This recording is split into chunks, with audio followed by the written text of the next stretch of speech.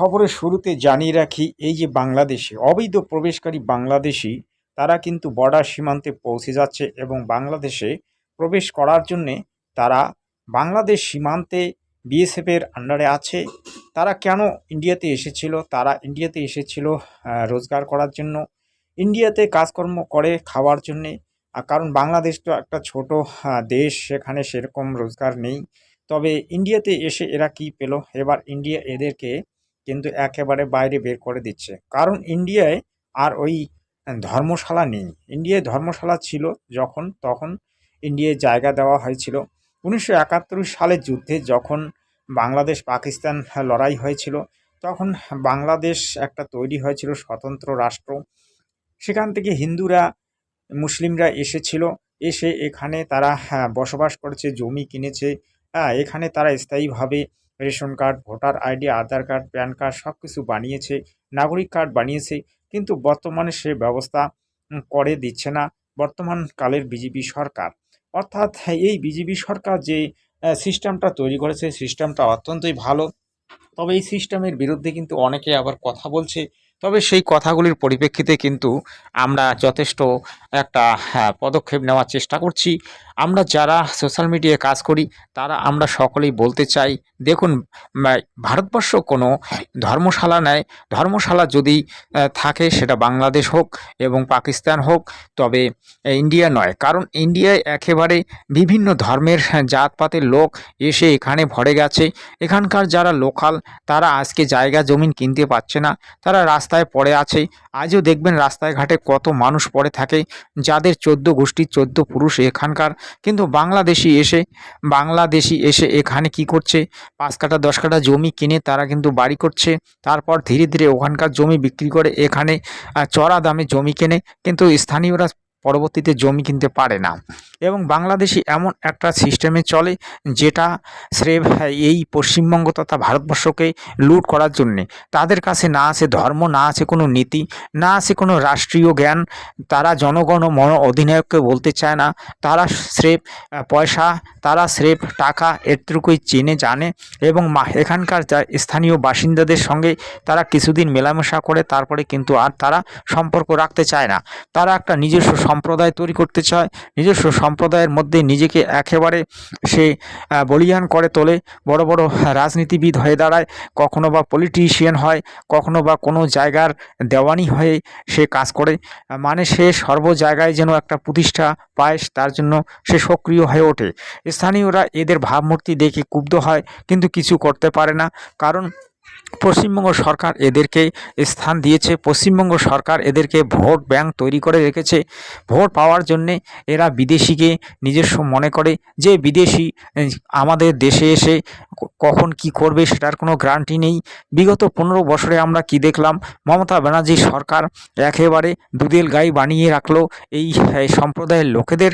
এবং গত বামফ্রন্টের আমলে আমরা কি দেখলাম? বামফ্রন্ট সরকারের আমলে বাংলাদেশি সনাতনীরা এখানে এসে ভিড় করেছে, তাদেরকে নাগরিক কার্ড দেওয়া হয়েছে, স্থায়ী বাসিন্দা তৈরি করা হয়েছে, ভোটের আইডি তৈরি করে দেওয়া হয়েছে, রেশন কার্ড দেওয়া হয়েছে। কিন্তু এগুলো কেন ভাই? বাংলাদেশ তো একটা স্বতন্ত্র রাষ্ট্র, সেখানে হিন্দুরা কেন থাকবে না? খালি মুসলিমরা কেন থাকবে? তো দেখুন, এখানে যেমন হিন্দু মুসলিম সময় সময় পর দাঙ্গা, তারপরে লড়াই হয়, ওখানেও কিন্তু হয়। তবে ওখানে সনাতনীদের উপর কিন্তু খুব অত্যাচার হয়, আমরা মাঝে মাঝেই সেটা শুনতে পাই। তো বাংলাদেশি হটাও, দেশ বাঁচাও, আপনারা প্রত্যেকেই স্লোগান তুলুন এবং জয় হিন্দ বন্দে মাতরম বলে আপনারা স্লোগান তুলে এই বাংলাদেশিকে হটাও। সে হিন্দু হোক আর সে মুসলমান হোক, এটা দেখার নেই। তবে বাংলাদেশি হটাও, দেশ বাঁচাও, ভারত গড়ো এবং স্বপ্নের ভারত গড়ো, সুপারহিট ভারত গড়ো, পশ্চিমবঙ্গকে সোনার বাংলা গড়ে তোলো। এই মুসলমানই, এই হুয়াকবরওয়ালা এখান থেকে গেলে তবেই সোনার বাংলা গড়ে উঠবে, তাছাড়া কিন্তু হবে না। কারণ এদের মধ্যে কোনো দেশপ্রেম নেই। এরা যখন যা খুশি তাই করবে, স্রেফ সরকারকে লুট করবে এবং জনতার টাকা লুট করে খাবে। তো এই ধরনের লোককে কিন্তু পশ্চিমবঙ্গে ঠাঁই দেওয়া মোটেই আমি একটা ভালো দিক মনে করি না। তো আপনারা কি বলবেন সেটা কমেন্টে জানাবেন। তবে ভিডিওটিকে শেয়ার করবেন। বাংলাদেশি হটাও, দেশ বাঁচাও, এটাই স্লোগান তুলুন, দিক দিগন্তে ছড়িয়ে দিন, ভারতবর্ষে ছড়িয়ে দিন।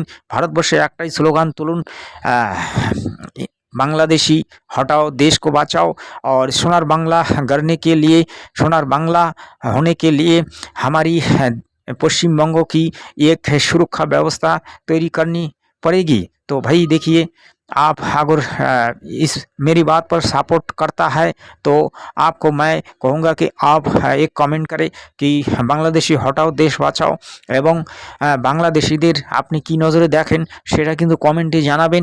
আমি আপনাদের কমেন্টের অপেক্ষায় থাকব এবং সেই অনুসারে একটা নতুন করে ভিডিও তৈরি করব যেটা আপনাদের পছন্দ হবে।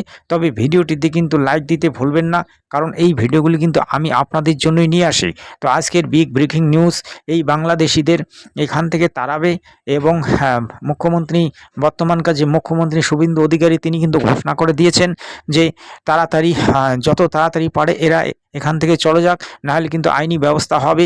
তবে পুলিশ ধরে কিন্তু বিএসএফের হাতে সরাসরি তুলে দিচ্ছে, অর্থাৎ বিএসএফ কিন্তু এদেরকে একেবারে বিজেপির হাতে দিচ্ছে। এদের আইডি প্রুফ দেখে বিজেপি বাংলাদেশে নিয়ে নিচ্ছে। এটাই কিন্তু হওয়া উচিত, যেহেতু এরা মুসলিম সম্প্রদায়ের লোক হোক আর হিন্দু সম্প্রদায়ের লোক হোক, যে কোনো সম্প্রদায়ের লোক হোক, সেটা বড় কথা নয়। তবে আইডি প্রুফ, নাগরিকত্ব না থাকলে এখান থেকে হটাও, এটাই কিন্তু পশ্চিমবঙ্গ সরকারের মূল উদ্দেশ্য হওয়া উচিত এবং ভারতবর্ষের মূল উদ্দেশ্য হওয়া উচিত।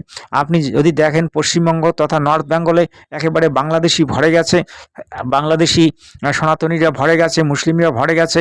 আর এখানকার যে লোকাল লোক একেবারে কোণঠাসা হয়েছে, সেই দিকটা দেখে আমি সরকারকে একেবারে সাপোর্ট করব। বাংলাদেশি হটাও দেশ বাঁচাও, যারা 5, 7, 10 বছর আগে এসেছে তাদের আইডিগুলোকে একেবারে ব্যান করে দেওয়া হোক, আর তাদের জমি সম্পত্তি যা কিছু এখানকার স্থাবর যা কিছু আছে সব কিছু বিক্রি করে আবার বাংলাদেশে যাক। এই সরকারের কাছে কিন্তু এটা আমি আবেদন রাখছি। আপনারা কি সাপোর্ট করেন কিনা সেটা কিন্তু আপনারা জানাবেন। অবশ্যই আপনারা বাংলাদেশি হটাও দেশ বাঁচাও এটা কিন্তু বলবেনই। জয় হিন্দ, বন্দে মাতরম, বিজেপি জিন্দাবাদ, নরেন্দ্র মোদী জিন্দাবাদ, শুভেন্দু অধিকারী জিন্দাবাদ, সোনার বাংলা জিন্দাবাদ, আপনারা অবশ্যই বলবেন। তবে নর্থ বেঙ্গল জিন্দাবাদ বেশি বলবেন। নর্থ বেঙ্গলকে একটা আলাদা স্টেট হিসেবে আপনি দেখতে চান কিনা সেটাও জানাবেন। তবে আমি কিন্তু নর্থ বেঙ্গলকে একটা আলাদা স্টেট হিসেবে দেখতে চাই, যেটা উত্তরবঙ্গ স্টেট। খুব সুন্দরভাবে আমরা এটা গড়ে তুলতে চাই, আপনাদের সাপোর্ট চাই। আপনারা কত